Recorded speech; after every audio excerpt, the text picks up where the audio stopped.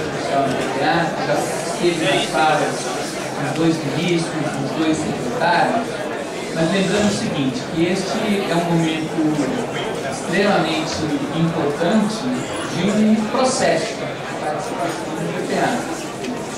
No caso dos conselhos, se iniciou, né, com um conjunto de debates preparatórios a cada um dos conselhos debater esse novo modelo que a Lúcia apresentou aqui, né, e discutir o olhar de cada conselho sobre o PPA. Este encontro é um momento da gente, sem abrir mão, obviamente, de uma visão de cada setor, mas, sobretudo, nós dialogarmos, né, com a visão de conjunto do PPA, dos elementos que a Lúcia apresentou, né, na visão estratégica até o rol de programas. Esse será o nosso objeto de discussão. Eu penso que isso é um avanço bastante importante, na medida em que a gente promove aqui hoje essa possibilidade de olhares distintos, mas em torno de um debate mais totalizante a respeito dos objetivos de desenvolvimento do nosso país nos próximos 4 anos. Então, neste momento, nós vamos abrir um período, né, de intervenções de vocês, né, em torno do que foi dito aqui pela manhã, nas falas dos ministros e, sobretudo, em relação à apresentação que a Lúcia Falcone fez a respeito deste novo modelo do PPA. Lembrando que à tarde, nós vamos dar uma instrução logo ao final da manhã, nos grupos, né?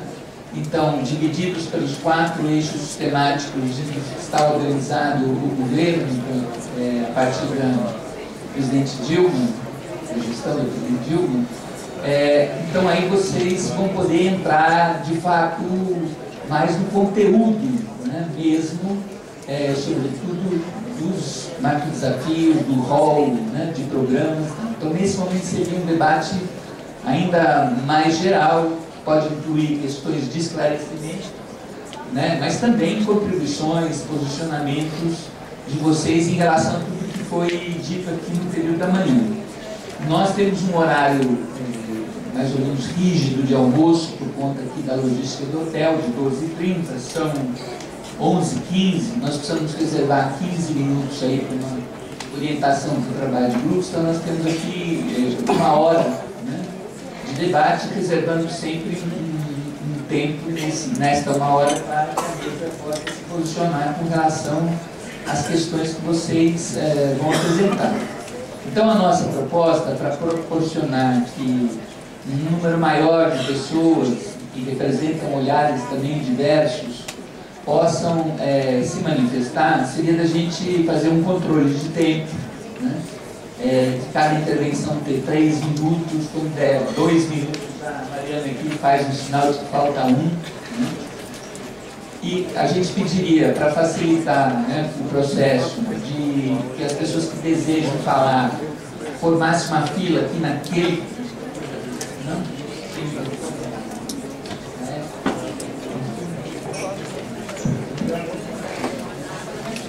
Nós vamos, porque vai ficar difícil a gente ver quem pediu primeiro para falar, então acho que o melhor é formar uma fila ali naquele corredor das pessoas que querem se manifestar. A gente pediria só algumas coisas, um chamado bom senso, né? Então, sabendo que outras pessoas querem se manifestar, as pessoas que já se sentirem contempladas na fala de um, podem abrir mão da fala, né? Ou podem diminuir a sua fala quando sentir que a sua intervenção vai repetir. Porque tudo que for dito aqui está sendo sistematizado e registrado, né? Então, não há necessidade de reiterar, né, coisas que já foram ditas para que a gente possa ter o maior número de contribuições possíveis. Feita aqui a fila, então as pessoas vão se manifestar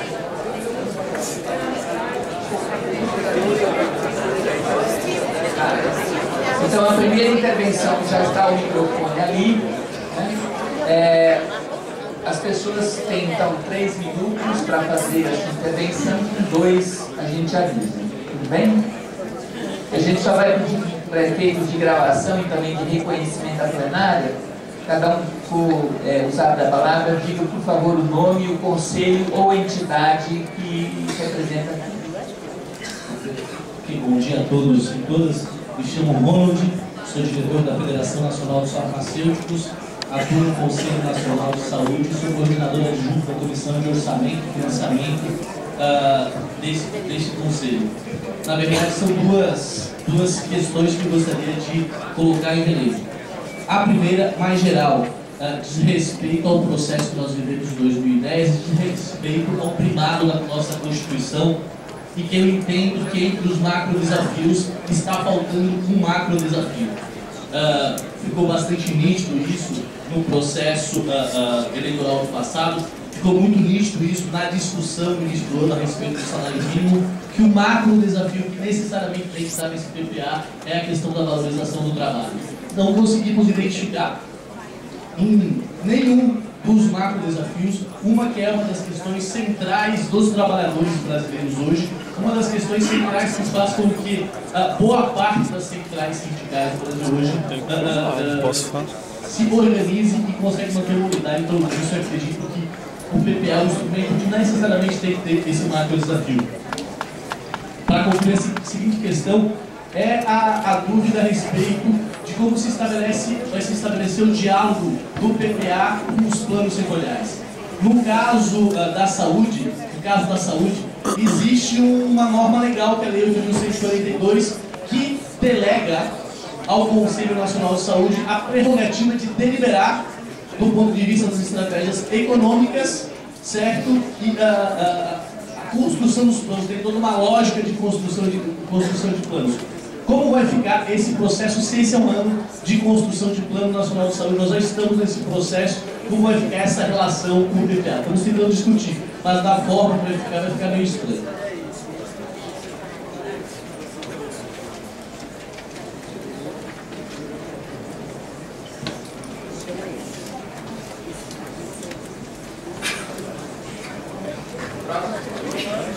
Bom dia a todos e todas, sou Miguel Lobato, do Movimento Nacional da Moradia e do Conselho Nacional da Cidade. E eu queria parabenizar o governo por isso, na forma de estar agora aqui no PPA, mas queria fazer uma reflexão, porque eu acho que pode ser que seja só no Conselho Nacional da Cidade, tomara que seja. Porque eu acho legal, Lúcia, a exposição da metodologia, o debate, da gente poder entender e poder fazer o monitoramento, mas a elaboração ela não é participativa. Eu vou monitorar aquilo que eu não ajudei a elaborar. Né? No Ministério da Cidade, a elaboração não foi participativa. Né? Muito embora nós tenhamos o resultado das 4 conferências, muito embora as políticas que o governo federal vem fazendo no debate da política urbana, desde o início do governo do presidente Lula, desde a criação do Ministério das Cidades, e todas as medidas provisórias que foram assinadas, e todas as políticas que foram implementadas, ela é fruto da luta dos movimentos sociais, efetivamente, né, e a gente tem que colocar isso muito claro, mas esse debate desde o PPA, a gente não sabe sequer quem está elaborando ele no Ministério das Cidades. Né? Então, a gente não sabe sequer quais são as ações efetivas que tem. Vimos na apresentação que a companhia fez junto com o Conselho, né, que tem uma lacuna muito grande da afirmação da política urbana. Né? Tem um debate do planejamento urbano e tal, mas tem uma afirmação da política urbana. Né? E, por fim, achamos também que um grande macro, um programa macro que deve ter no PPA, nós não visualizamos isso, é isso aqui. Né? Onde é que perpassa a gestão democrática do governo? Isso para a gente tem que ser um macro programa. Né? Gestão democrática tem que ser política de Estado. tem que ser transformada em política de Estado, né? A gente precisa nivelar os conselhos nacionais e nivelar a política de gestão democrática para o Brasil. Então isso a gente não visualizou como um macro programa, a gente queria ver isso visualizado. Só uma orientação, nós já temos aqui 17 pessoas inscritas, então eu queria pedir assim, que na fala da Vera, né, as pessoas que quiserem manifestar, entrem na fila, senão depois nós vamos encerrar as discussões com uma questão de tempo, lembrando que tudo isso será objeto, né, de debate, de discussão nos grupos da tarde. Eu sou Vera, da Associação Brasileira de ONGs, da ONG, e da Comissão Organizadora Nacional da nossa primeira Consocial, Conferência de Transparência e Controle Social. Você tem muito afeto essa ideia do planejamento e do monitoramento. Então, tanto em nome das organizações filiadas à ONG, quanto aos que já estão envolvidos nessa mobilização em torno da nossa primeira Consocial, gostaria de enfatizar muito o tema do monitoramento. Quer dizer, aqui nós temos sinalização de que vai haver um esforço agora de aperfeiçoar, inclusive, com o que está acontecendo nas outras esferas de governo. Agora, eu acho que é preciso fazer um esforço realmente muito grande para operacionalizar o monitoramento, né? Como isso vai ser feito? Porque a gente sabe que os programas de computador para isso ser feito online muito rapidamente existem e é possível linguagens amigáveis. Porém, a gente percebe uma série de entraves, por exemplo, os governos não reportam, as instâncias, sejam federais ou das outras estaduais, não reportam a informação. Então, não adianta a gente saber se as escolas e as creches foram construídas 4 anos depois, 5 anos depois, já estando preparadas.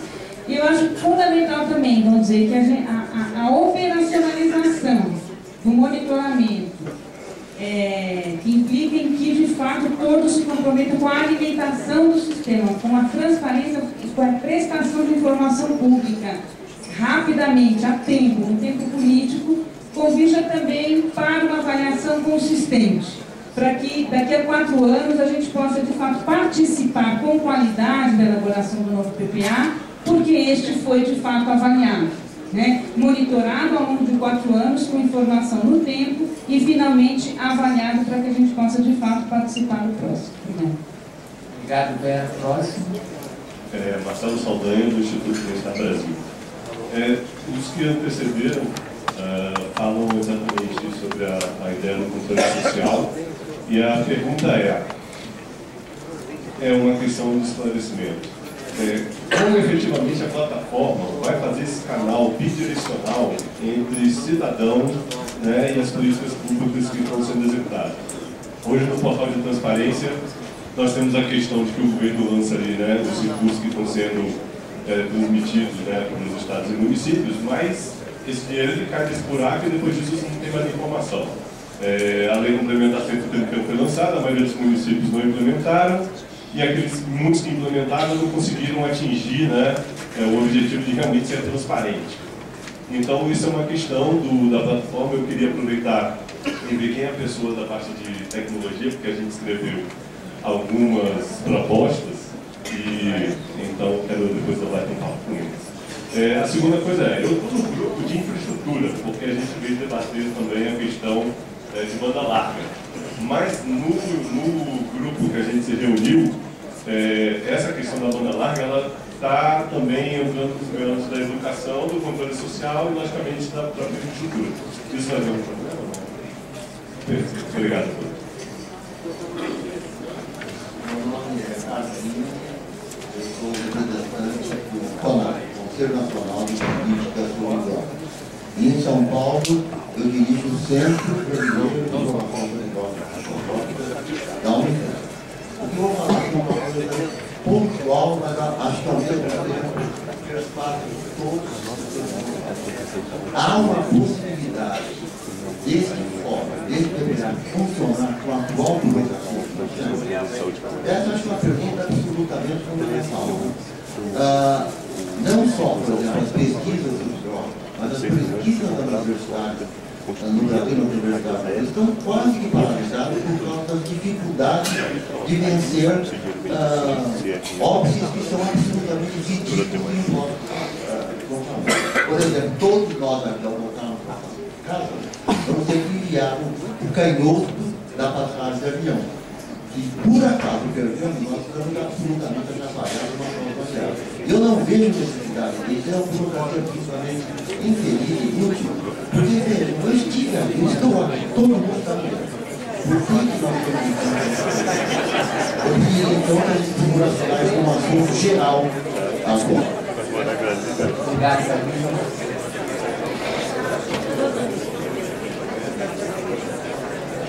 Próximo. Meu nome é Nazareno, sou do Conselho das Cidades, represento a Associação Nacional de Transporte Público e o Movimento pelo Direito ao Transporte. Eu queria reforçar o que o Manuelzinho falou, que uma coisa, eu gostei muito da questão de monitoramento e avaliação.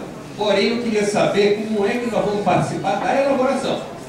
Eu tive contato com essas propostas faz 4 dias e eu não sei como é que nós vamos participar, como é que a gente vai levar, e com certeza não vai ser com o grupo de trabalho hoje à tarde e hoje que a gente vai dar conta desse debate, porque temos que levar essa questão para a base. A outra coisa, com o Projeto Nacional de Desenvolvimento, mesmo colocando tudo na lógica da infraestrutura, o país é 84% urbano, e nem a Câmara, nem o governo reconhece que nós precisamos de uma reforma urbana. Então tem que entrar no Projeto Nacional de Desenvolvimento a reforma urbana. Por favor, é isso aí. Obrigado, Nazareno. Próximo. Me chamo Carla Jacominha, estou na presidência do Conselho Nacional dos Direitos do Idoso. E a nós nos parece estranho não haver como macro desafio o envelhecimento da população. As cidades não estão preparadas para conviver com idosos, né? Falta para a gente infraestrutura de serviços para idosos. Nós temos idosos de ponta a ponta do Brasil, de todas as populações, de todas as regiões, e nos faltam políticas de direitos. E aí a questão do orçamento. Se você perguntar hoje para a saúde o quanto é investido no quesito envelhecimento populacional ou para o público idoso, a resposta é: está contemplado. Está contemplado em algum lugar. Mas eu não sei monitorar o que está contemplado em algum lugar. Né? Então eu gostaria que o PPA também tratasse disso. Quer dizer, nós não queremos trabalhar do ponto de vista etário exclusivo. Pensem que dentro de 15 anos nós teremos a 6ª população idosa do mundo. E dentro de 30 anos, de cada 4 brasileiros, um será idoso, e esse idoso está aqui, sentado nesse grupo hoje. Ou ele já é, ou ele será. Né? E isso está contemplado ali. Obrigado, Carla. Eu sou Dourado, sou do povo da Febre de Calcaia, sou coordenador executivo da Articulação dos Povos do Nordeste e do Sul, apoiando Dourado da Febre. Meu nome é Antônio Ricardo, já conheci o nome inteiro do Dourado da Febre. Aí eu queria fazer aqui uma fala em relação à questão e dizer parabéns ao governo Lula e o governo Dilma agora, a questão está ouvindo a sociedade, as conferências. Estava realizando 115 conferências e 74 realizadas dentro do governo Lula, em 8 anos. Eu queria parabenizar por esse desafio. Né? Mas aí, olhando ali o desafio, eu senti a falta de como você realizar vários pontos cruciais para a erradicação da miséria do Brasil. Primeiro ponto, como regularizar as terras indígenas, como se fosse regularizar nesse país, que a maior parte das questões estão no judiciário. Como resolver o problema da regulação fundiária dos quilombolas. A reforma agrária, como ouvimos aqui de manhã, mais um assassinato de pessoas que lutam em defesa da reforma agrária. A gente viaja de ônibus, a gente vê o Brasil todo cercado, cerca do lado, cerca do outro, na PR. Acho que quem viaja de avião não vê isso. E quem é o dono dessas terras? Nós que somos o verdadeiro dono dessas terras, estamos aí sem terra, praticamente. Então eu queria ver como o PBA, eu sei que vai resolver em 4 anos. Mas é preciso que tenha política específica para resolver esse problema. Então, os povos indígenas do Brasil estão colaborados com esse desafio. É preciso implementar isso para que a população tenha uma vida com mais dignidade. Obrigado. Obrigado, Renato. Próximo. Bom dia, meu nome é Clóvis, represento aqui o Conselho Nacional de Saúde, como segmento de usuários, e no Conselho represento a CNDB, e também estou aqui como representante da Pastoral da Criança. Gostaria de parabenizar a iniciativa para popularizar o PPA, como já foi dito, não vou perder mais muito tempo nessa questão. O que eu quero realmente trazer à tona é a dificuldade das organizações sociais, das organizações do terceiro setor, de participarem efetivamente do governo. Nosso marco legal precisa ser reestruturado e não consigo enxergar até esse momento uma sinalização de que isso vai ser incluído como uma prioridade de planejamento desse governo. Então, todos aqui pertencem a alguma organização, algum movimento, alguma entidade, de alguma maneira, e sabem da dificuldade de efetivamente das organizações participarem das ações de iniciativa de governo, tanto no nível federal quanto de estados e municípios. Porque o nosso marco regulatório, ele pune quem faz direito e beneficia quem consegue burlar a lei, né? Eu gostaria de propor esse desafio aqui como pano de fundo para que possamos efetivamente participar da construção do PPA e claro que também dessas consultas que estamos sendo convidados a participar, etc. Mas queremos ser atores de fato, né, das ações de governo que não pertencem a um governo especificamente, mas que são de Estado, como foi dito aqui. E que nós somos, pela Constituição, co-participantes dessa Constituição. Obrigado. Bom dia, eu sou Bacira, sou da Articulação de Mulheres Brasileiras e do CPM.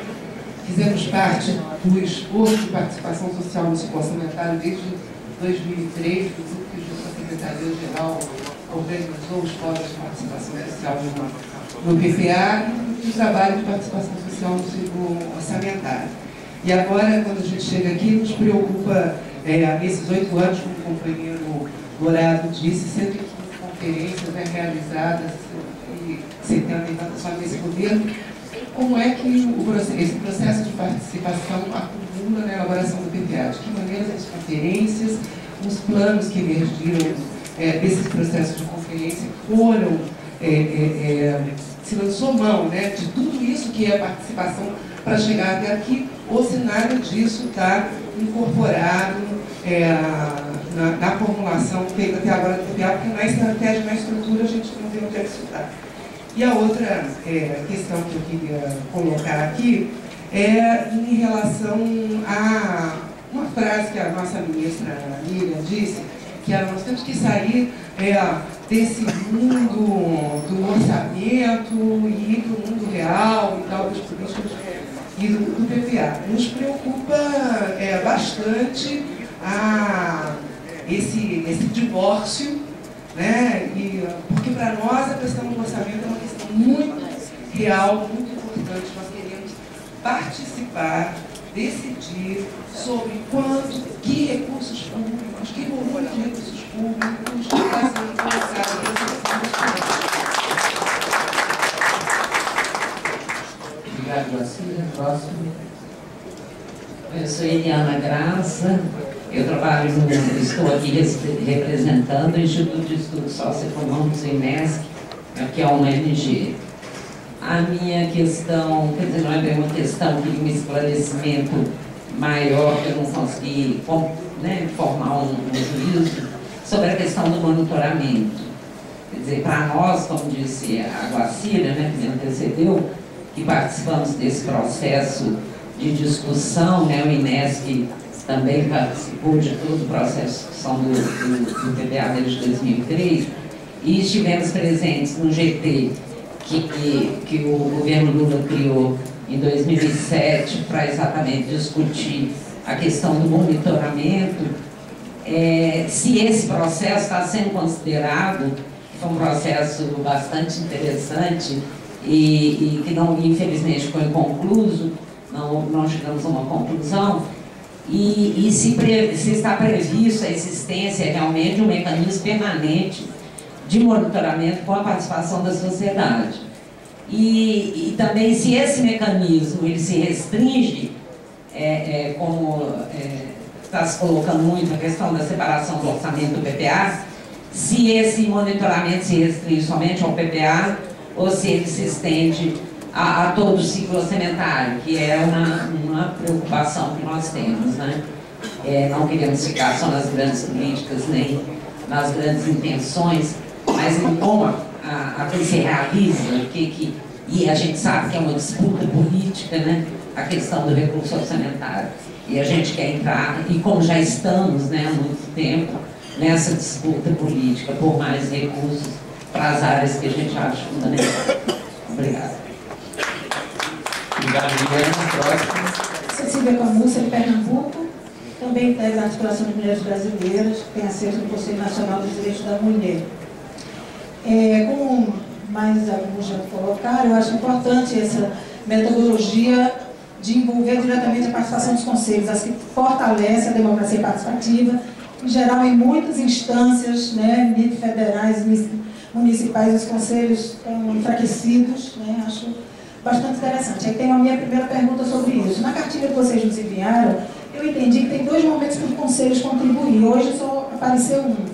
Teria esse fórum interconselho e depois daqui teria um momento de cada conselho com o seu ministério para trabalhar em cima do que na cartilha está dizendo depois, em cima das propostas que saírem daqui. E depois o terceiro momento, talvez para a gente já avaliar como ficou depois que seja fechado pelo planejamento. A partir daí ele começava, bom, então eu quero que vocês expliquem se é isso mesmo, e aí a gente já está vindo atrasado, embora a gente tenha tentado antes, né? Mas é muito difícil que a gente possa trazer, além do que a gente já tem acumulado, algo pensado nessa nova lógica, conhecendo há poucos dias, né, que foi distribuído para os conselhos. Essa é uma primeira questão. Uma segunda questão é que vocês explicassem, o que eu não vi nas transparências, a questão da multissetorialidade, como é que está isso no planejamento. A gente, no feminismo, tem uma preocupação com isso, porque em nome de transversalizar, algumas de nós brincam que certas propostas viram uma seta, atravessa, vai embora, não fica nada, né? Então a gente precisa garantir algumas coisas. Nós temos uma experiência muito concreta do programa de saúde integral da mulher, o país, pelo qual a gente lutou anos. Em nome de um melhor planejamento, ele virou política, de uma política se reduziu a uma ação deste tamanho. Então, vocês fizeram uma redução grande de programas, né, em relação ao PPA atual. A gente pode, nesse momento, influenciar nesse número de programas, ou isso, qual é o tanto de participação da construção que ainda cabe? Por último, a questão de visão do futuro e valores, por exemplo, igualdade, Estado laico, não está colocado como valores importantes na definição das políticas públicas. Para nós isso é crucial. E valorizando a iniciativa da ideia de um sistema de participação, eu acho que isso precisa mesmo ter um programa que construa um sistema de participação, seja por conta do marco regulatório, como falou o companheiro da CNBB, seja por conta de avançar em institucionalidade e funcionamento dos conselhos, né? Então, eu queria ter de vocês também uma sinalização, quando for explicar o trabalho de grupos, até onde a gente vai avançar nessa discussão de rever a visão de futuro do Brasil, né? Também deve incluir outras coisas sobre o conhecimento, então até onde isso está já poder permeável, né, a nossa participação.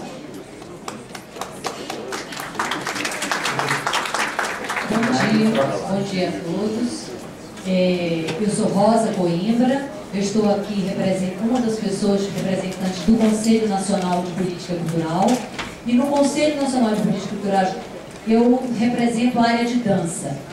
E como artista, nós até nos dividimos, meu colega vai falar as outras coisas aqui, daqui a pouquinho eu coloco o que a gente sentiu que está faltando, mas eu há muitos anos, eu tenho 54 anos, 35 na batalha da dança, e eu sempre escuto dizer a importância da cultura na construção de um cidadão.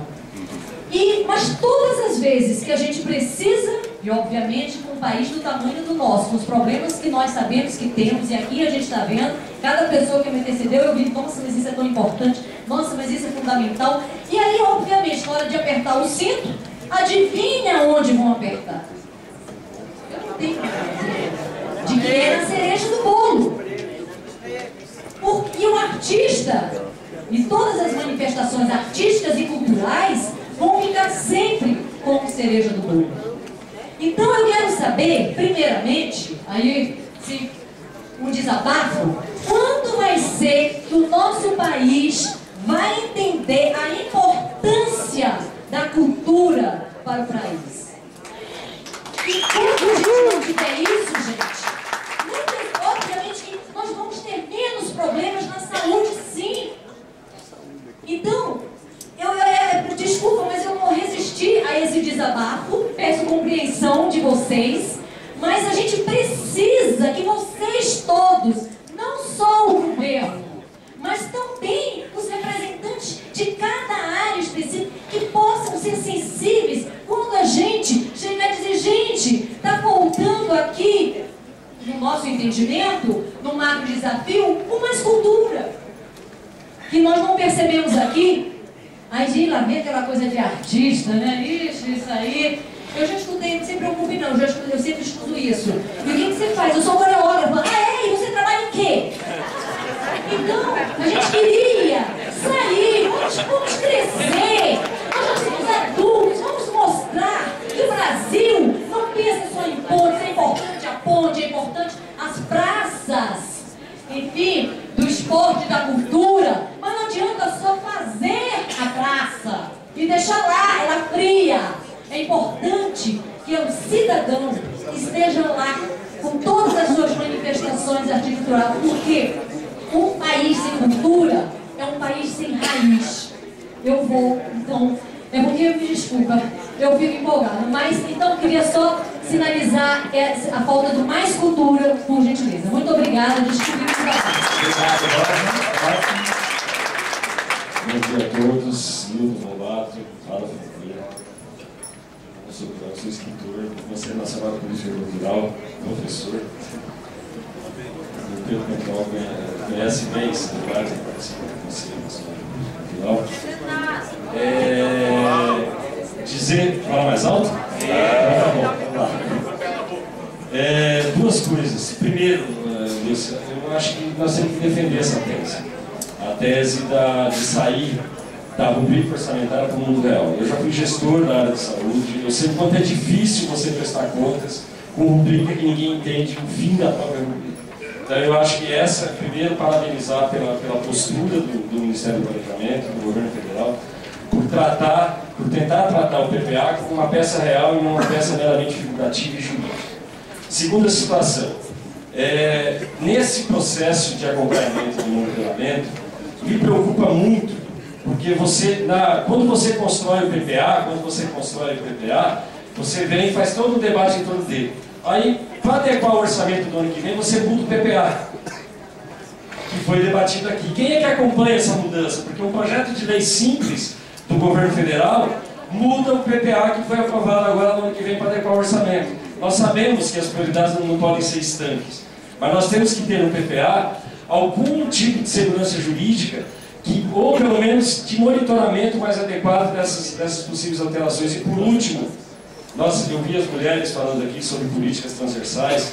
Eu quero lembrar a vocês que na LDO desse ano está indo por água abaixo uma das maiores conquistas de todas as políticas transversais em cultura, ciência e tecnologia, direitos da mulher, fundo de erradicação da miséria, políticas do idoso. Todos esses recursos estavam livres de contingenciamento. Nesse ano, na LDO, a LDO está encaminhando a volta da possibilidade de contingenciamento desses recursos. Se nós queremos romper com todos os problemas sociais que esse país tem, e daqui a pouco aí como a Rosa falou, seja na hora do corte do orçamento, vai justamente nas chamadas políticas transversais, que havia um mínimo de garantia de recursos até o ano passado, e nós corremos o sério risco de o ano que vem não ter isso. Então, acho que o PPA tem que levar isso em conta também, essa questão do contingenciamento de recursos de políticas transversais. Obrigado. Obrigado, Gil. Bom dia a todos e a todos. Eu sou Caio Mário, do Instituto Ethos, e aqui participo conselheiro do Conselho Nacional de Transparência e Combate à Corrupção. Rapidamente, o que eu queria lembrar é que temos uma oportunidade, nessa articulação do Fórum entre Conselhos, de poder, nesses 2 dias, talvez refletir sobre as nossas alternativas de aperfeiçoamento do marco regulatório que possa, efetivamente, não permitir as coisas que a gente acabou de relatar. Né, de que o monitoramento não aconteça, de que as informações não sejam transparentes, de que é possível uma lei ordinária mudar. Tá? Então, acho que nós temos aqui uma oportunidade importante.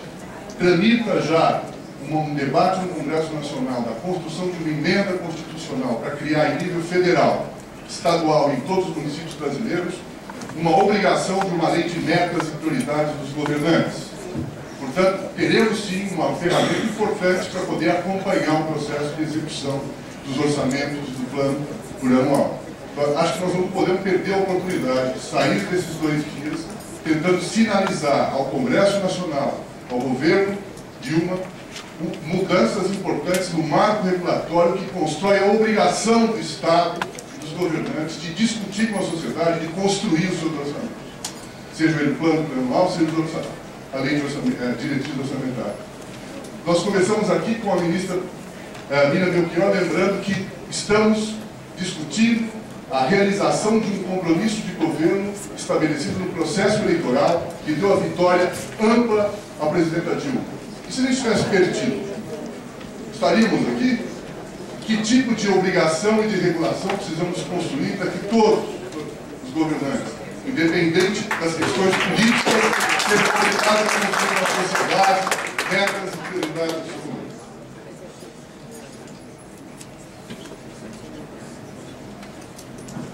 Bom dia a todos e todas. Eu sou Adeilton Menezes, da Associação Nacional dos Peritos Criminais Federais. Aqui represento o CONASP, o Conselho Nacional de Segurança Pública, especialmente os peritos oficiais do Brasil. Quero antes dizer que não foi orquestrado com o colega que me antecedeu, mas vou aproveitar a brilhante colocação dele para reforçar a necessidade de se tornar efetiva essa colocação aí do fundo da mesa de honra. O debate fortalece a democracia, que é uma grande verdade. A gente sabe que no Brasil hoje o instrumento existente para fortalecer a democracia, fortalecer esse debate, são os conselhos nacionais, estaduais, quiçá municipais, das diversas áreas da sociedade brasileira. E para que esses conselhos eles tenham segurança jurídica, tudo que se fala no Estado é segurança jurídica, eles precisam de marcos regulatórios efetivos. Eu não consegui enxergar, dentro da lógica do planejamento, que aqui parabenizo o Ministério do Planejamento pela coragem de inovar dentro desse processo, de trazer uma nova roupagem que torne efetiva a linguagem do planejamento com o que espera a sociedade, especialmente as organizações sociais que atuam na parte do controle. E para finalizar, colocar, aproveitando o exemplo das praças, que também foi bem citado pela colega Rosa, na parte da cultura, de que muitas das iniciativas, conforme colocado dentro da lógica do planejamento, elas têm interdependência. E o exemplo da praça é uma delas muito clara, onde se pretende alcançar o objetivo do esporte, do lazer e da cultura, mas tem outros importantes, e eu vou citar, para não deixar de falar na minha área específica, que é a segurança pública, de que, se tudo isso que foi pensado para essa praça não vier acompanhado da necessária segurança para aquele ambiente, isso vai se tornar o que chamamos, dentro da lógica da execução do orçamento público, um grande elefante branco, onde se investe diversos recursos com novos objetivos e não se alcança nenhum dos objetivos pela falta de planejamento adequado e saber que a segurança para aquele local ele é fundamental e é importante. Muito obrigado. Bom dia a todas e todos. Meu nome é Otto de Quadros e eu represento aqui o Fórum Nacional dos Direitos da Criança e do Adolescente. Eu quis vir aqui para falar de algo. A única vez que a Constituição Federal de 1988 utiliza a expressão prioridade absoluta é quando se refere aos direitos da criança e do adolescente. E o Estatuto da Criança e do Adolescente nos diz que prioridade absoluta, um dos elementos, implica a destinação privilegiada de recursos públicos nas áreas relacionadas com a proteção à criança e ao adolescente. É necessário parabenizar pelo evento e pela oportunidade que temos de dizer que esse dispositivo que está na Constituição, ele foi colocado não por inspiração do Constituinte, mas por sugestão dos movimentos sociais. Com mais de 1.300.000 assinaturas, inclusive de crianças e adolescentes, que lamentavelmente não estão aqui presentes fisicamente, colocar esse dispositivo que assegura prioridade absoluta. É dever da família, da sociedade, do Estado, garantir os direitos da criança e do adolescente com prioridade absoluta. E agora, por uma emenda de 2010, também os direitos do jovem, já que não asseguramos enquanto eram crianças e adolescentes, vamos ter que assegurar ainda enquanto são jovens. Então, a sugestão que nós fazemos também é de inclusão de mais um macro desafio: garantia dos direitos da criança e do adolescente com prioridade absoluta, e dar visibilidade aos programas: enfrentamento à violência e exploração sexual contra crianças e adolescentes, erradicação do trabalho infantil, fortalecimento dos conselhos dos direitos e tutelares. Porque temos um Conselho Nacional, que a Lei 8.242 de 1991 diz que constitui, integra o conjunto de atribuições da Presidência da República, e as nossas leis de organização jogam nesse Conselho, que é o CONANDA, para uma secretaria dentro da Secretaria de Direitos Humanos. Nós precisamos resgatar o espírito da elaboração da Constituição de 1988 para cumprir os dispositivos que asseguram a prioridade absoluta da criança e do adolescente. Muito obrigado. Obrigado, Bom dia. Professor Chiquinho de Rondônia, eu estou pelo Conselho Nacional de Promoção da Igualdade Racial e represento a RAM, Rede Amazônia Negra. E a ponderação que eu trago para uma reflexão, eu trago como guarda-chuva que critérios a gente vai ter para corrigir a assimetria que é a proposta do Mais Brasil, né? Quando a gente fala de assimetria, todas as políticas públicas na história do Brasil se concentrou no Sul, Sudeste, enfim. E não é à toa que o registro da miséria se concentra no Nordeste e na Amazônia. E eu, como negro, e estando aqui apenas um conselheiro da Amazônia, negro, além da Amazônia Legal, a gente agrega o Maranhão, que é o portal oriental, que entra na Amazônia, e o Mato Grosso, que é o portal ocidental. Dizer para os companheiros e também para a coordenação do PPA que a Amazônia é um diferencial também para o negro. É o grande diferencial. Todos nós brasileiros dizemos, a Amazônia é nossa, mas ainda guardamos no nosso imaginário uma Amazônia com um espaço vazio, né? E mais vazio ainda do negro. O negro é invisível quase na Amazônia. Por quê? A dimensão espacial da Amazônia, que dificulta as comunicações entre as cidades. Para se ter um exemplo da miséria do negro na Amazônia. O Zeca Lula, que é uma liderança nossa no Quilombo de Santo Antônio, eu ouvi esse pai chorando, contando a história de uma criança que prensou a mão no engenho e o pai levou 3 dias remando, subindo o rio Guaporé para chegar no atendimento de saúde. Imagina o sofrimento desse pai, né? Que eu conheço, só tem uma ambulância em Porto Velho. Essa ambulância, ela desce de madeira, atender os ribeirinhos só. Então, para você ter a ideia é essa. Cultura. Quando a companheira colocou aqui a questão da cultura, e a gente traz para a cultura negra, nós lembramos que a cultura hoje é bem lida e bem vista pelo Ministério nas dimensões da democracia, né? Na dimensão simbólica, que afirma a identidade negra, e na dimensão econômica. Então vamos para a dimensão econômica. Um ator negro que queira levar um teatro, né, de uma cidade para outra, ele não tem condições. São 4 dias, 3 dias, de Porto Velho a Manaus, são dias de viagem. E esse ator negro, ou qualquer artista de qualquer linguagem, não tem condições de pagar um voo. Então como que esse artista também vai gerar renda e vai atingir o simbólico? Então é nesse sentido. Só para encerrar, gostaria de dizer o seguinte também, que outro complicador. Um quilombo está numa região e sobreposta ao quilombo tem uma resex, uma reserva extrativista ou uma rebio, uma reserva biológica. Aí um quilombola pega um berçário de quelônios, tartaruga, para criar, o IBAMA chega e multa o senhor em R$20 mil. Essa é a realidade. Enquanto que o Código Florestal está anistiando pessoas que desmatam e a impunidade contra o crime que aconteceu também é muito sabida aqui. Muito obrigado. Alô, só registrando. Gente, também faleceu hoje Abdias do Nascimento.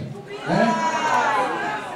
Ainda bem que no olhar negro africano, um senhor bondoso, idoso, negro, ele se torna um ancestral, um espírito que vai continuar a luta aqui conosco.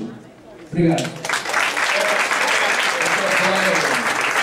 Eu proponho um aplauso nosso ao Abdias nessa passagem.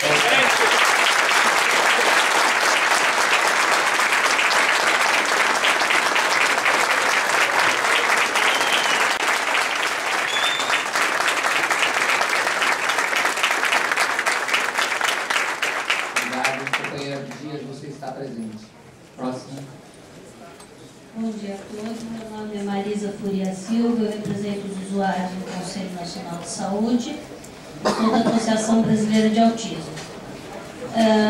A área da pessoa com deficiências e patologia, ela perpassa os 4 eixos propostos aqui, mas não tem nada definido, então eu sugiro que tenha um macro desafio nessa área de deficiências e patologias e que tenha os programas específicos. Nesse país que tem em torno de 25 milhões de pessoas com deficiência, dessas 25 milhões, pelo menos 2 milhões têm autismo e outro tanto tem deficiência intelectual. E essa parte na área da deficiência, a deficiência intelectual, pessoas com autismo, estão sem atendimento no nosso país. Sem diagnóstico precoce, quando se falou, o procurador Otto falou, na criança, no jovem, adolescente, falou no idoso. Então, tem criança, adolescente, jovem, com autismo, com deficiência intelectual, enfim, com todas as deficiências possíveis que existem, os adultos e os idosos. É diferente fazer um programa específico para o idoso, por exemplo, da assistência social, que tem as instituições de longa permanência, as ILPIs, para o idoso que se torna idoso, como eu ou qualquer um de nós. É diferente fazer para um idoso com deficiência. Então, é extremamente importante esse olhar diferenciado às pessoas com deficiência, principalmente naquelas que estão sem muita assistência, que são as pessoas com deficiência intelectual nesse país. Então, a sugestão é que tenha um desafio, deficiência com patologia e programas específicos. Obrigado, Marisa. Próximo. Boa tarde a todos, eu sou Rosângela, eu coordeno a Comissão de Orçamento e Finanças do Conselho Nacional dos Direitos da Pessoa com Deficiência e também estou também coordenadora da Comissão de Patologias do Conselho Nacional de Saúde. Eu comunico até com a Marisa, a nossa preocupação hoje também é porque a gente vê que as patologias e deficiências estão muito segmentadas. E essa segmentação, a gente não consegue visualizar dentro daquelas caixas todas que tem nos ministérios e nos outros ministérios, identificar a associação, por exemplo, de patologias. Pessoas que estão deficientes e com patologias. A gente não vê como que essas pessoas vão ter realmente assistência conforme a dignidade e dentro da questão dos direitos humanos. Às vezes a gente olha para os direitos humanos não visualizando pessoas com deficiência múltipla, outros problemas relacionados à previdência social. A gente tem uma preocupação muito grande que isso está muito segmentado. E outra preocupação como sair daqui, é muito difícil para os conselheiros no âmbito nacional, a gente, enquanto Conselho Nacional, está orientando os conselhos a terem um atrativo ao gostar da questão do orçamento. O Conselho Nacional fez um ótimo trabalho de capacitação de âmbito nacional, isso já vem com a mudança, a gente já vai ter que estar trabalhando nisso, mas eu pergunto àqueles que nunca tiveram contato com a questão do ciclo orçamentário do Brasil, tentar entender aonde que essas pessoas, enquanto sociedade civil, vão estar incluídas e se interessar a não dizer que tudo é de graça. Na saúde as pessoas dizem que as coisas são de graça, hoje pega o remédio é de graça. E essa cultura, e isso também, como que essa cultura, ela vai para quem for fornecedor, para quem presta o serviço, para o tratamento às pessoas que precisam de serviços e profissionais de saúde, como é que isso vai se interar dentro dessa nova dinâmica do PPA. Porque dizem que não está ligado ao orçamento, e a gente vê a política intrinsecamente ligada à questão do orçamento, e quem vai financiar isso, e quais as prioridades que vão ser dadas, no sentido de que a gente não veja, por exemplo, na televisão hoje, as imagens que a gente está vendo nos hospitais, as pessoas sendo literalmente maltratadas, não tendo acesso e tendo dificuldade e ficando cada vez mais doentes. Obrigada. Obrigado, Rosângela. Próximo. Eu me chamo Marcos Arruda, sou economista, educador, estou aqui representando uma entidade de assessoria jurídica ao movimento popular chamada Justiça Global. Faço parte de algumas redes do Instituto de Políticas Alternativas para o Cone Sul e da rede Jubileu, da Rede Brasileira de Justiça Ambiental, e gostaríamos primeiro de saudar essa iniciativa que me parece é um passo bastante grande de superação das limitações dos PPAs anteriores. Isso é muito bem-vindo. Em segundo lugar, gostaria de ressaltar a importância na sua apresentação, Lúcia, da distinção clara que você insistiu várias vezes entre meios e fins, explicitar muito mais claramente os objetivos e colocar os meios apenas como meios. Então, nesse sentido, me preocupa que o documento que vocês nos mandaram tem um pressuposto que não é nunca questionado, que é que tudo está sendo planejado em função do crescimento econômico.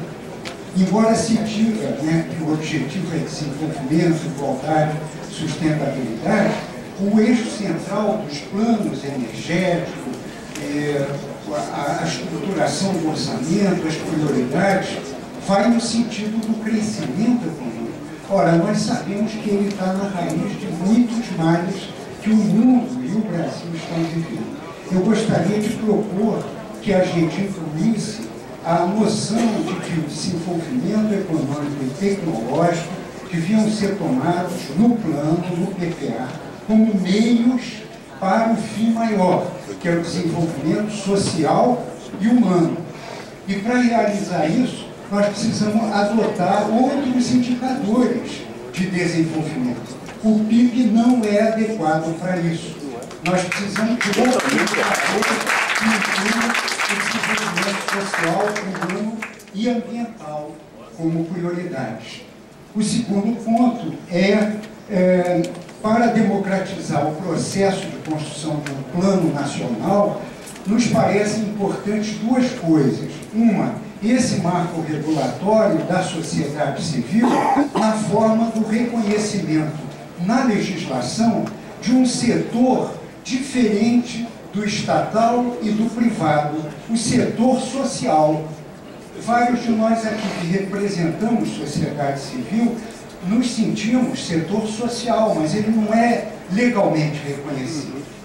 E o outro ponto é que também para democratizar esse processo seria desejável um Conselho Federal do Planejamento e do Orçamento Participativo. Por que nós realizamos orçamentos participativos com grande sucesso de empoderamento da sociedade civil nos municípios? Raramente a nível de estados e de jeito nenhum a nível federal. Esse conselho, organizado de baixo para cima, podia certamente ser um ator importantíssimo para viabilizar planejamento, monitoramento, avaliação e implementação do desenvolvimento no espaço dos territórios de cidadania. E, por último lugar, eu não vejo possibilidade de a gente tocar na estrutura do orçamento público sem lidar com o problema do endividamento público. A política de endividamento é que vai viabilizar os recursos que a gente precisa para realizar o desenvolvimento econômico, social e ambiental, sem depender de recursos externos, que agora, porque eles são um paradigma, estão gerando uma dívida impagável e cada vez mais dramática. Obrigado. Obrigado, Marcos. Próximo.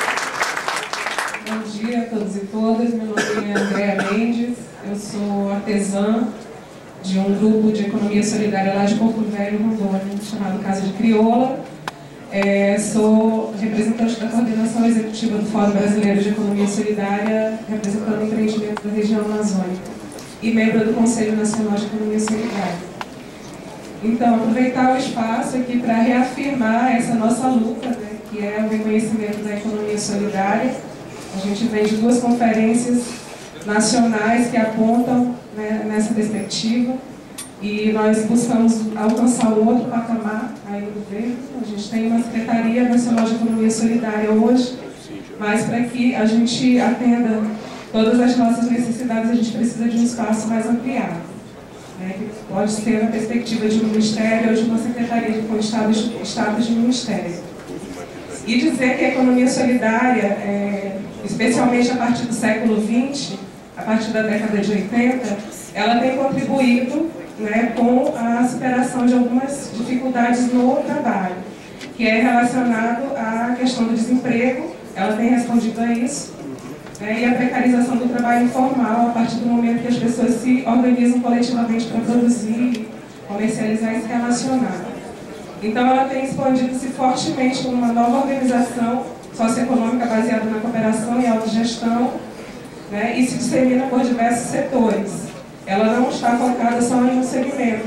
Ela dialoga com a agricultura familiar, com a agroecologia, né, com a coleta e reciclagem de materiais e resíduos sólidos, também com instituições financeiras solidárias, comércio justo, quilombolas, indígenas, né, tecnologias sociais e com as mulheres, né, com o empoderamento das mulheres e a autonomia das mulheres, que é a base da economia solidária. São as mulheres que propõem todas essas transformações que a gente vem defendendo. Então, nesse contexto, a economia solidária ela é uma estratégia de dinamização socioeconômica no âmbito de processo de desenvolvimento local e territorial sustentável. Uma perspectiva nacional, a gente tem procurado uma organização em rede e também uma perspectiva de América Latina e Caribe. A gente trabalha dimensões econômicas, políticas, ambientais e culturais, e a gente não viu, assim, nessa perspectiva dos macro-desafios e dos programas temáticos, que a economia solidária estivesse contemplada. A gente tem alguns programas aí que a gente pode dialogar, mas a gente entende que ela deve ter uma centralidade, né, no PPA, e a gente solicita que a economia solidária seja incluída, né, ainda mais porque ela dialoga, ela contribui para as 4 desafios. Aí também com relação à fala que o professor Chico fez aqui, defender que os quilombolas também estejam nesses programas temáticos, né, por todas as questões que ele abordou e por conta de que o governo tem a proposta de superação de dificuldades, de obstáculos que essas comunidades a gente sabe que enfrentam, ok? Obrigada. Obrigado, André. Bem, gente, eu quero colocar uma questão para a plenária antes de devolver a palavra aqui para a Lúcia. A companheira está ali na sequência da organização e ela entrou na fila justamente no momento em que a gente avisou que as inscrições estavam encerradas. Bom, existem 2 pessoas ali que se apresentaram depois, tem mais gente na plenária querendo falar. Então, como a gente faz democracia também no procedimento, eu quero dizer o seguinte: vamos devolver a palavra para a mesa, que isso era o que tinha sido acordado. Depois, para você fazer uns comentários, eu também fazer alguns, a gente avalia se tem condições de abrir uma nova rodada, ok? Então, a palavra a Lúcia. Mas tem mais gente na plenária querendo falar. Eu estou recebendo bilhete, não é justo abrir para 2, 3 e não abrir para o gente, vamos. Nós vamos. Vamos, a regra tem que valer para todo mundo.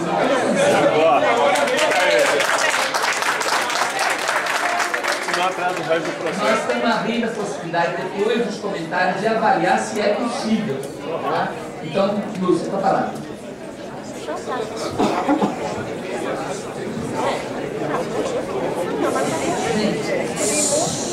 Meus senhores conselheiros, minhas senhoras conselheiras, eu anotei muita coisa, eu estou encantada com o nível das contribuições, tá certo? Rosa, quero lhe tranquilizar, desabafo mesmo, isso aqui é importante, nós somos gente, nós não somos máquina, estamos aqui defendendo ideais. Então fica tranquila, nós estamos para isso também. A nossa solidariedade é a vocês aí da cultura. E todos, né? Bom, eu tentei arrumar mais ou menos para usar bem meu tempo final e ser precisa na medida do possível com as questões levantadas. Eu consegui fazer um rol, tá certo, de pontos que praticamente com alguma variação setorial, mas as pessoas estavam preocupadas com alguns desses pontos, eu consegui arrumar, fazer um mínimo de sistematização. E se eu falhar, por favor, vocês me perdoem, porque realmente é muito difícil aqui no momento da aula a gente responder tudo, mas isso tudo está sendo gravado, tudo vai ser objeto de relatório, de análise nossa, nós vamos nos debruçar sobre tudo que sair daqui nesses 2 dias. Então, perdão antecipado por alguma falha, mas eu me esforcei. Primeira coisa é fazer uma defesa aqui da fala da ministra, tá certo? Teve uma companheira que comentou que essa questão, quando a ministra usou uma linguagem coloquial e se expressou dizendo, olha, o orçamento, né, e a realidade, como se fossem coisas opostas. O que eu, pela convivência, pelo trabalho, por tudo que a gente tem feito, o que ela está querendo dizer, e vai bater com outras questões que muitas pessoas apontaram, é a lógica que hoje prevalece na feitura do plano plurianual e nos orçamentos. O que ela quis dizer é o seguinte, hoje, infelizmente outros companheiros falaram, o orçamento inclusive muda o PPA a cada ano. Teve um companheiro que comentou aqui, poxa, a gente nem sabia depois que tinha mudado, né? Quer dizer, ao mandar uma lei orçamentária anual, você impactava um plano de médio prazo e as pessoas iam ficar sabendo, né, teoricamente, depois. Isso não é ruindade de ministério, não é má intenção da parte de ninguém. Sabe o que é isso, pessoal? Isso é a predominância da lógica imediata, da despesa do dia a dia. É o pragmatismo de ter que fazer, de cumprir, de executar a obra, de prestar um serviço. Quer dizer, o orçamento acabou engolindo o planejamento, tá certo? Então, isso é uma questão que hoje já é cultural. A gente, no primeiro tempo dessa caminhada, né, Zébora? Eu fico olhando aqui meus companheiros aqui da SPI, nós levamos de janeiro até abril, praticamente, só enfrentando resistência cultural para que as pessoas, dentro e fora do governo, entendessem que a lógica é o contrário. Você planeja estrategicamente para depois chegar na execução anual. Quer dizer, estava sendo completamente invertida essa lógica. Então, acho que a ministra Miriam Belchior estava querendo passar essa mensagem, que sensível a isso, começando o novo governo, no espírito do governo anterior que já vinha querendo democratizar, a transparência, quer dizer, isso é um processo que vem há anos, e a gente agora amadureceu a técnica, a parte técnica cresceu, para responder a essa ansiedade que vocês todos corroboraram aqui. Quer dizer, eu não me encontrei, do ponto de vista da diretriz, nada diferente, graças a Deus, na ansiedade dos conselheiros e das conselheiras. O que vocês querem é o que a gente quer, é transformar o PPA num instrumento efetivo de controle social, de democracia, de transparência nas ações e nas políticas públicas. Então, fazendo essa defesa, que a ministra não está aqui, eu acho que era isso que ela queria passar. O segundo ponto é uma questão rápida, eu vou falar logo, que algumas pessoas falaram, mas teve um companheiro que foi enfático, no sentido de que nossos conselheiros precisavam conhecer ciclo orçamentário minimamente. Precisavam, mesmo que não virem nenhum especialista, mas precisam entender para quando o cara falar ou votou no Congresso, não sei o quê. Então, Pedro, eu já com a Secretaria-Geral da Presidência aqui, de testemunha, tá certo? Irrevogável, eu digo a vocês, o Ministério do Planejamento vai ofertar, a partir da organização que vocês fizerem na Secretaria-Geral, cursos na ENAF, tá certo? Semelhantes ao que nós ofertamos para os nossos técnicos de ministério, claro que numa outra linguagem, num outro patamar, se possível personalizando, né, customizando, quer dizer, o pessoal da saúde, um curso próprio, assistência assim por diante. Então está aqui feito o compromisso, nós vamos, o Ministério do Planejamento, para todos os conselheiros que desejarem. O da saúde está pronto, tá? O da saúde está pronto. Mais pronto que o curso? Já estão tendo essa oportunidade. O ministro Padilha já ofertou, é isso? Pronto, então. Então, maravilha. E esse é um dos bons exemplos que eu queria dar. Esse caso do PPA na saúde, eu tenho conhecimento de causa, porque a gente acompanha, o próprio ministro chamou assim a elaboração do plano setorial da saúde, do plano de estratégia da saúde, e esse plano está sendo migrado para o PPA. Na medida que o Conselho vem discutindo com eles todas essas políticas que vocês trataram aqui, e isso já responde a outra questão que alguém fez também, como os planos setoriais vão dialogar com o PPA. Juro por Deus, a minha missão é grande. Eu quero que os planos setoriais virem PPA. Porque não tem motivo de não ser. Né? Então, quem quiser ser o planejamento de médio prazo, não tem mais motivo de ter duas peças. Pode trazer tranquilamente, no espaço, claro, dos 4 anos que o PPA trabalha, todas as suas metas, objetivos e iniciativas, sem problema nenhum. Então, eu queria voltar a essa questão que é muito importante, que a lógica do orçamento e a lógica do controle, e aí não é o controle social de vocês, não. É aquele controle que os órgãos de controle ficam acompanhando, processinho, não sei o quê. Então, isso tem pressionado muito a equipe de planejamento nos últimos anos no Brasil. Cada vez mais, os órgãos de controle, que são muito bons, ninguém entende aqui que eu adoro trabalhar com o controlador interno, adoro trabalhar com o Tribunal de Contas, não tem nenhum problema, nunca tive, graças a Deus, 12 anos de vida pública, nunca tive uma multa por falar nisso, graças a Deus. Então, o que acontece?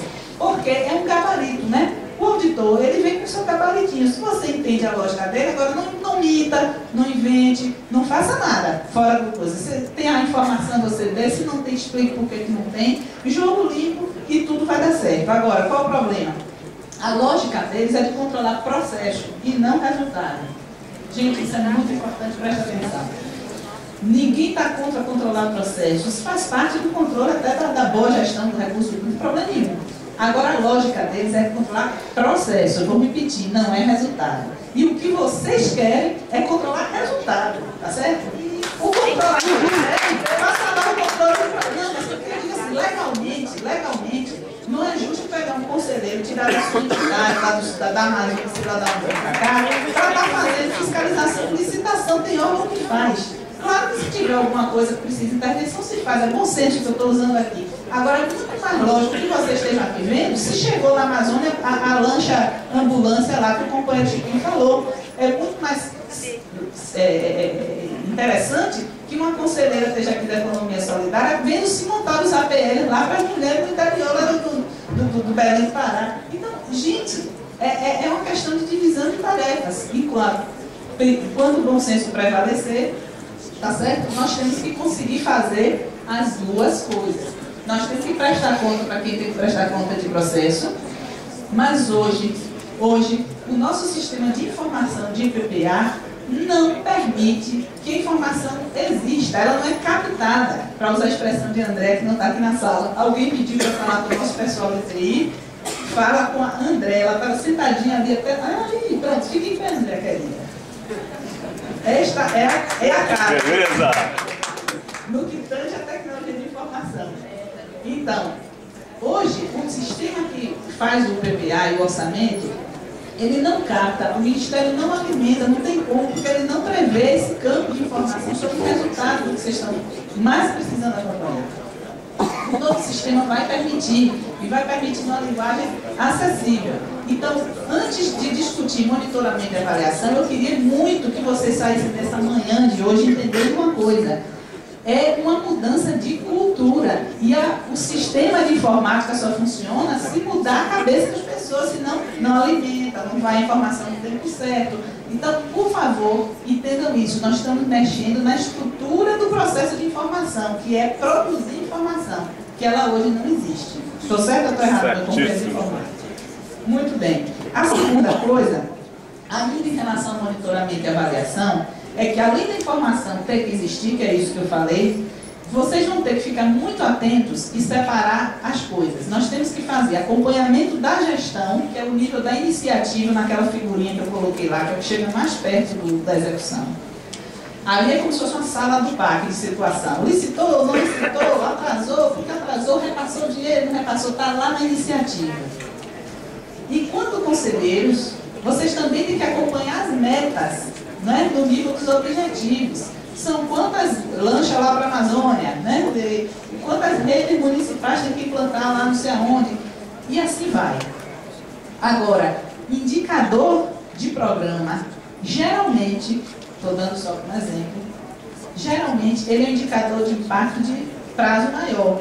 Em 4 anos, meus amigos, nós não mudamos IDH, né? Nós vamos melhorando aos poucos, ele só vai aparecer com mais tempo. Então, tem indicadores na saúde que eu sei que dá para acompanhar ano a ano, né? Você vai ver mortalidade infantil, você vai ver mortalidade materna, você vai ver uma opção de coisas que tem a ver com nossas metas aqui das mulheres, inclusive, que muitas conselheiras aqui falaram. Violência, você tem como acompanhar ano a ano, mas tem outras coisas que não mudam nem de ano a ano. Então, vocês vão se acostumar com um novo sistema de monitoramento e avaliação de 3 níveis de informação. O nível de gerenciamento do dia a dia, que está na iniciativa, o nível das metas de governo, que estão nos objetivos. Eu posso ter meta anual, posso ter bianual, daquilo que for pactuado, que está lá no PPA, a gente acompanha. E nós podemos ter indicadores de programa que podem ser, dependendo da área, dependendo do programa, acompanhados com mais frequência e outros com até mais do que os 4 anos do próprio PPA. Então, é um processo que qualifica muito vocês. Vocês vão ter que entender, não é só de gestão de orçamento, não, é entender muito da sua área mesmo, da sua política da área de formação, para saber o que controla e que nível cobra, tá? Então, isso também é uma promessa. Nós estamos aqui assumindo o compromisso, Pedro pontual, de que este PPA vai ter sistema de monitoramento e avaliação, sim. E vocês vão dizer como vocês vão querer ser informados, tá certo? Vocês vão dizer se é um portal, vocês vão dizer, não, não é um portal, eu quero que lá no programa lá da presidenta no rádio, toda semana tenha 10 minutos de PPA. Cada semana a gente pega uma... Eu sei lá o que vocês vão dizer aqui de hoje para amanhã. Nossa obrigação é ouvir e tentar dar viabilidade às propostas, desde que elas sejam da maioria, não é? Desde que seja a maioria, nós não vamos poder atender 100% das ideias.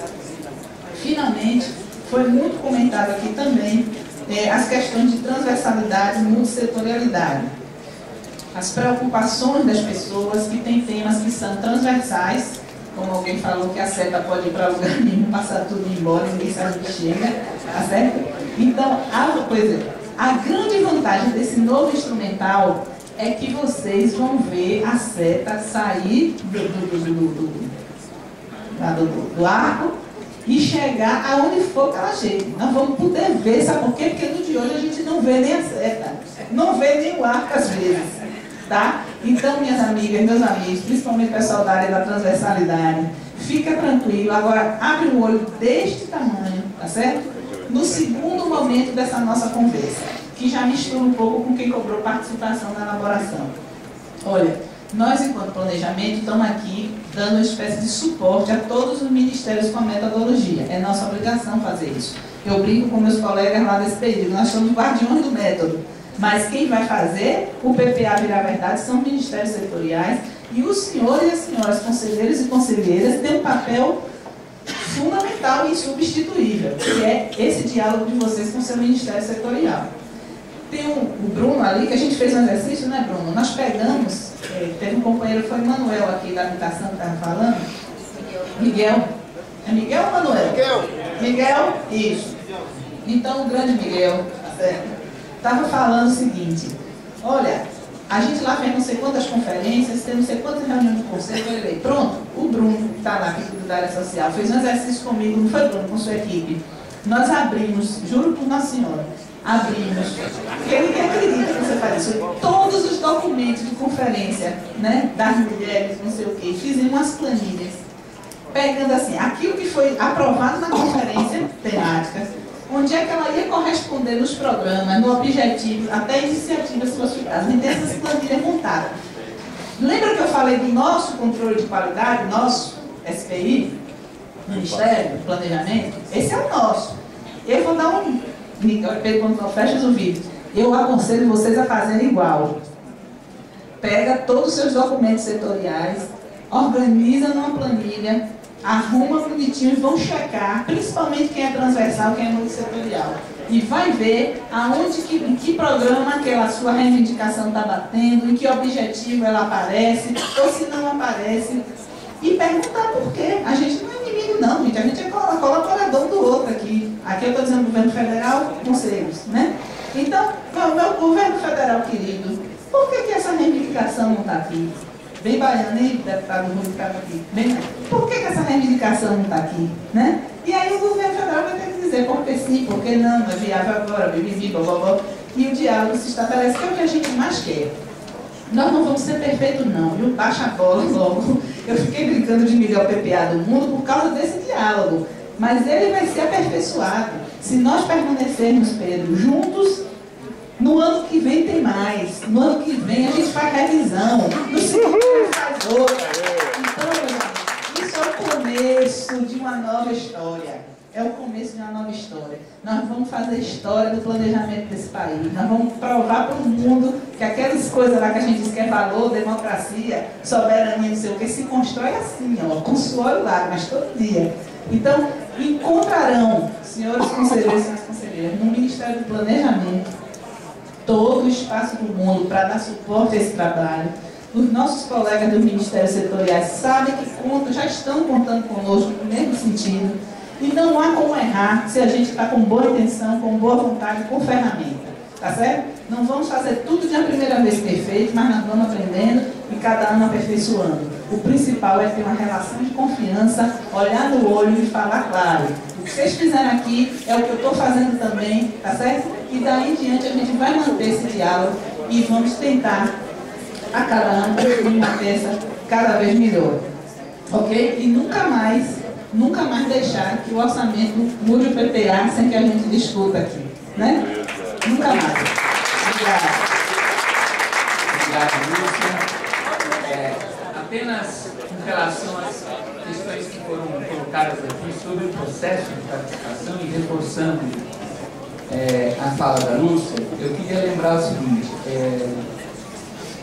nas oficinas que nós fizemos com os conselhos de preparação, a gente fez uma recuperação do histórico, que foi lembrado por alguns aqui, dos processos anteriores. Lembrando que 2003 inaugurou com o governo do presidente Lula um processo de discussão de PPA com a sociedade, que nunca tinha ocorrido. Então, eu devo lembrar isso. Em 2003 foram feitas as audiências em 27 estados, com participação que havia talvez mais organizado da sociedade civil. E essas duas coisas já foram, obviamente, uma virtude. Ele teve um limite, que foi justamente a não continuidade na forma de um processo de monitoramento e avaliação. No processo de 2007, portanto, do PPA vigente, o governo, até então,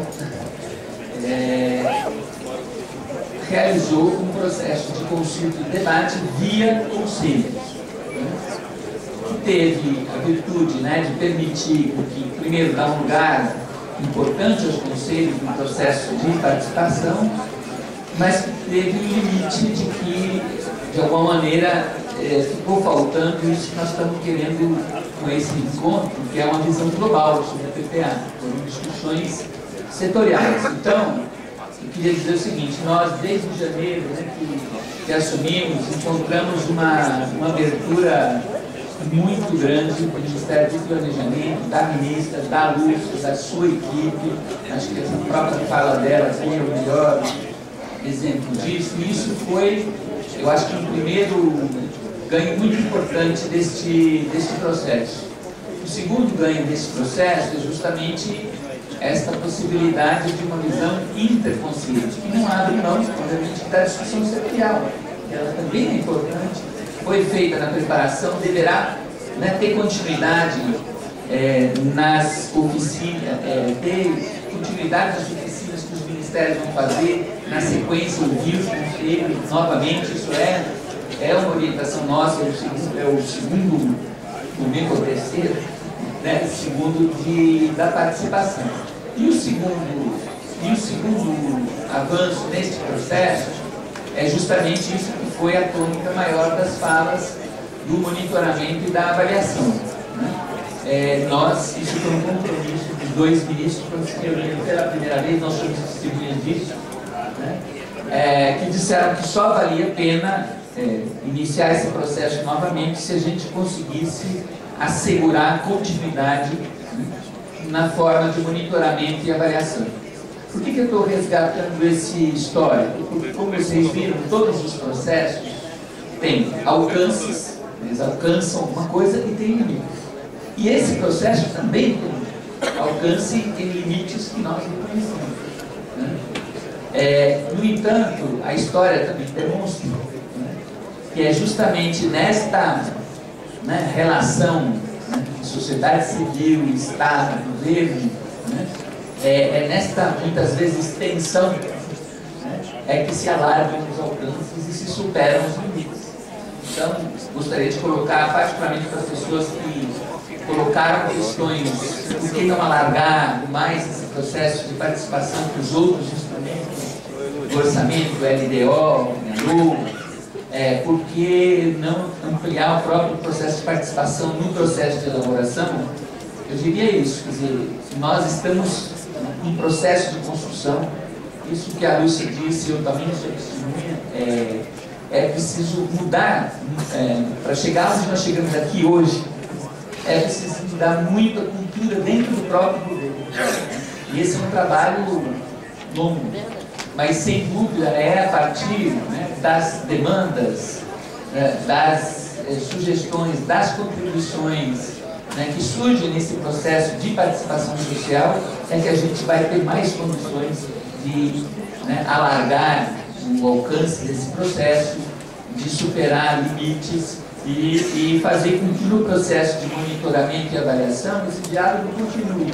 Eu acho que nós não estamos fazendo aqui uma proposta de monitoramento e avaliação no sentido clássico tecnocrático do termo, de acompanhar, né, só planilhas, nós queremos fazer de momento de monitoramento e avaliação um novo momento de diálogo, né, sobre as metas definidas do TPA, sobre os objetivos e principalmente sobre a sua implementação. Então isso é uma questão geral que eu queria colocar. A outra, algumas pessoas aqui fizeram menção, né, à questão do marco regulatório.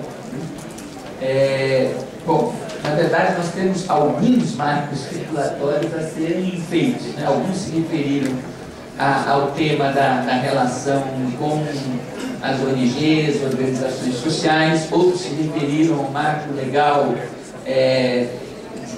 do tema da transparência e do controle social, né? E sem dúvida há diversos marcos a se fazer. Eu diria que, em primeiro lugar, a tentação, né, de querer colocar isso dentro do PPA, né, é claro que integrantes, as pessoas querem ver reconhecida essa prioridade, mas eu diria que os macro desafios, eles procuram, né, enfrentar as questões finalísticas de uma ação de governo, né, e os marcos regulatórios são aqueles que vão possibilitar, né, um processo de relação entre os atores sociais, o governo e os atores sociais, para a concretização dessas ações. Então, nesse sentido, eu queria dizer que o marco regulatório, né, da relação do governo com as ONGs e organizações sociais é uma prioridade do governo, da presidente Dilma, que já verbalizada, né, pelo ministro Gilberto Carvalho, em várias oportunidades, ontem mesmo no diálogo, né, que vários de vocês participaram sobre o programa Brasil Sem Miséria. Nós tivemos esse aparente atraso, né, no início do processo, que vocês, né, exercendo muito bem o seu papel, cobram de nós. Ele se deveu, em primeiro lugar, à necessidade da gente resgatar o acúmulo existente nos 8 anos do governo Lula nessa discussão, identificar os estados dos acúmulos, atores, processar isso dentro do governo. Segundo, esse marco regulatório requer também uma mudança também de cultura no governo. Certamente vocês todos enfrentam a situação, né, de bastante diversidade dentro do próprio ministério, dos próprios ministérios da esplanada, desta relação com as ONGs e organizações do terceiro setor. Então nós estamos fazendo um trabalho no sentido de construir uma unidade, pensamento dentro do governo, e posso anunciar que no final de maio, no início de junho, nós vamos dar início ao processo público, né, de construção desse debate. Nós, além desse trabalho de costura interna, desde janeiro estamos fazendo diálogos né, com setores que representam essas ONGs e organizações sociais, sobretudo com a plataforma, né, criada ainda durante a campanha presidencial, plataforma das ONGs e organizações sociais, que apresentou um conjunto de compromissos aos candidatos. A presidenta Dilma assinou, né, e se compromete com isso. Então, queria dizer que isso é também uma prioridade do governo e, sobretudo, nesse sentido que aqui foi dito, né, de mostrar e construir um reconhecimento legal, né, de que, para nós, a relação com as entidades sociais é uma relação estratégica e uma relação indispensável para a realização das políticas públicas, naquilo que é mais fundamental, que é responder aos anseios, às expectativas e às necessidades da população. Então, com relação ao outro marco relatório da transparência e controle social, eu acho que há várias iniciativas, né, em curso. Uma delas, e muito importante, foi aqui lembrada por duas pessoas, que é a conferência, né, ser realizada na sua etapa nacional no início do ano que vem, mas já com as etapas municipais, né, e estaduais em andamento, a Conferência de Controle Social e Transparência, né, que eu acho que é um espaço que, sem dúvida, vários de vocês já estão acompanhando e pode se interferir na construção deste outro marco regulatório. Bem, eu acho que, com relação ao que a Lúcia disse aqui de público, né, esse compromisso com o processo de formação dos conselheiros e conselheiras, das lideranças sociais em torno da questão do orçamento, isso realmente, há muita sintonia nisso, de toda essa percorrida, né, que a gente fez nos conselhos desde janeiro, nos diálogos estabelecidos com diversos movimentos sociais que nos procuraram. Essa parece ser uma das necessidades básicas de formação para que a gente possa cada vez qualificar mais o processo de participação na discussão orçamentária. A Secretaria-Geral se compromete, com muita parceria com vocês, a viabilizar esse processo. Bem, são 12h35, eu acho que não é recomendável a gente abrir uma segunda rodada, porque tem horários do hotel, e às 14 horas a gente vai para aquele momento muito importante, que é o momento dos grupos de trabalho, onde, né, divididos vocês estão por eixos, a Mariana vai explicar melhor e dar orientação para isso. Nós vamos estar no detalhe, né, desta discussão. Então, eu queria passar a palavra para a Mariana, sem antes deixar de dar uma notícia também triste, sem antes de dar também uma notícia também triste, que se refere à primeira comunicação, né, do assassinato do companheiro Cláudio, né, da Silva. Nós recebemos a informação que também a sua companheira, Maria do Espírito Santo da Silva, também acabou de falecer.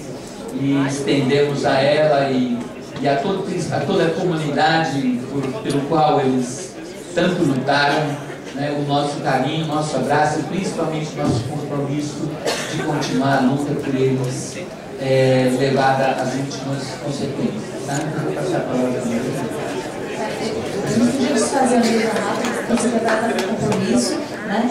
E eu vou orientar o processo para começar agora. Então, a gente vai começar o processo de discussão e de recomendação agora. Todas as falas colocadas aqui então serão relatadas e serão consideradas também como recomendação, né? Mas o processo de trabalho, de discussão, vai começar na parte da tarde, né? A gente propôs uma divisão de grupos. Todo crachá tem uma indicação, né, para o dia de hoje, que é em torno dos eixos de gestão, e amanhã em torno das macro-regiões. Como cada conselho indicou pelo menos 5 representantes, né, vai ser possível cada conselho participar de cada um dos eixos. Se a indicação não for adequada, pode haver permuta entre os representantes do mesmo conselho. Então, vamos pegar o exemplo, Conselho Nacional de Cultura, se um determinado representante não se sentiu à vontade naquele eixo, ele pode trocar com um membro do mesmo conselho. Né? Sim, que é um processo de troca, de permuta. De troca de permuta. Que não dá para você esvaziar um dos grupos. Exatamente. Porque, gente, são 34 conselhos, 32 conselhos, mais 4 comissões, mais os representantes das entidades. É difícil você organizar uma logística que possa favorecer o debate. O debate começa em 2 horas, né? E teremos uma sessão de debates hoje voltada para o todo do plano, discutir a intersetorialidade e a transversalidade desse plano. Cada grupo vai ter um moderador, um facilitador que vai coordenar os trabalhos e a gente vai provocar essa reflexão com perguntas relacionadas ao eixo e relacionadas ao momento do debate. Amanhã a gente já vai redefinir os grupos a partir... Gente, vamos prestar atenção, gente. Vocês já estão muito com fome, eu também estou. Né?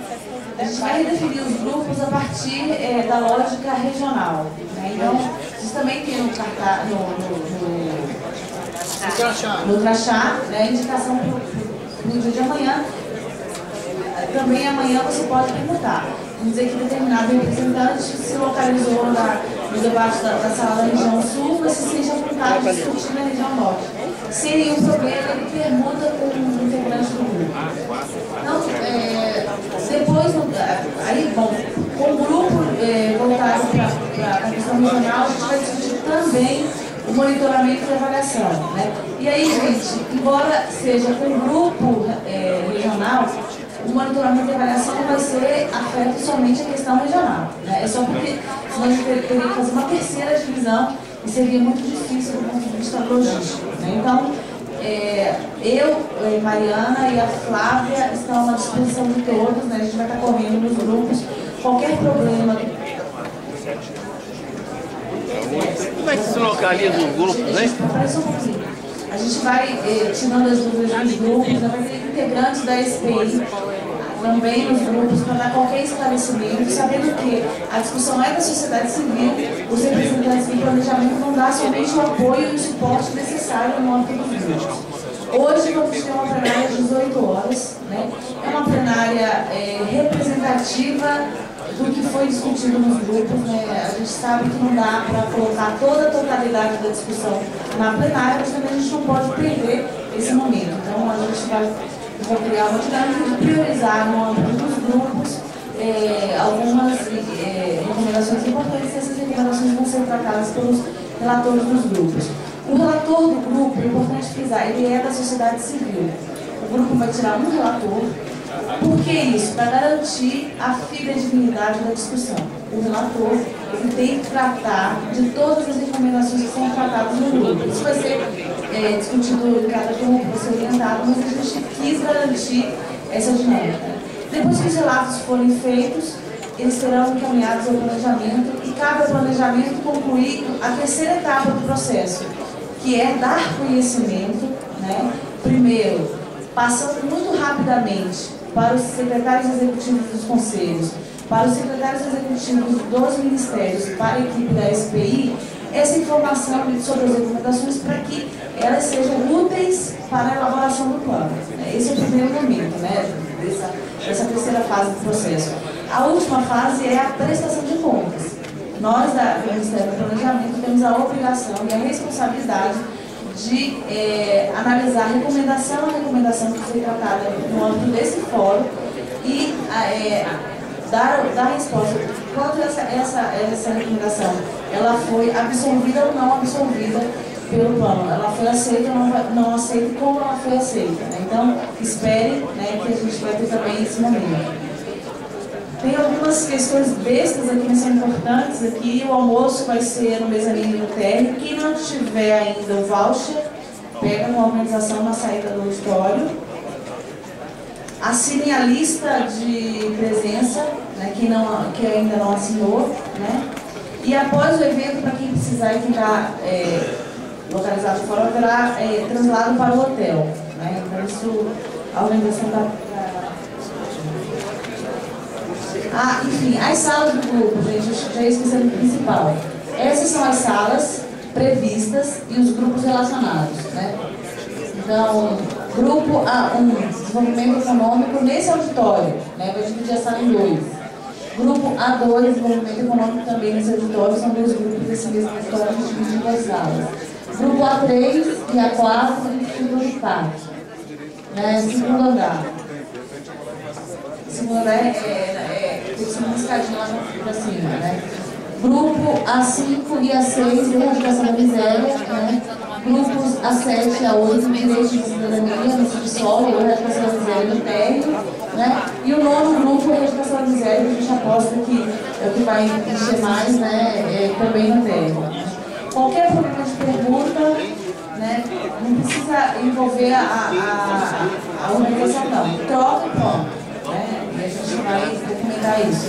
Agora, qualquer problema seja, que não possa ser resolvido pelos grupos, vocês podem procurar a gente, dar uma organização tanto na Secretaria Geral como no Planejamento.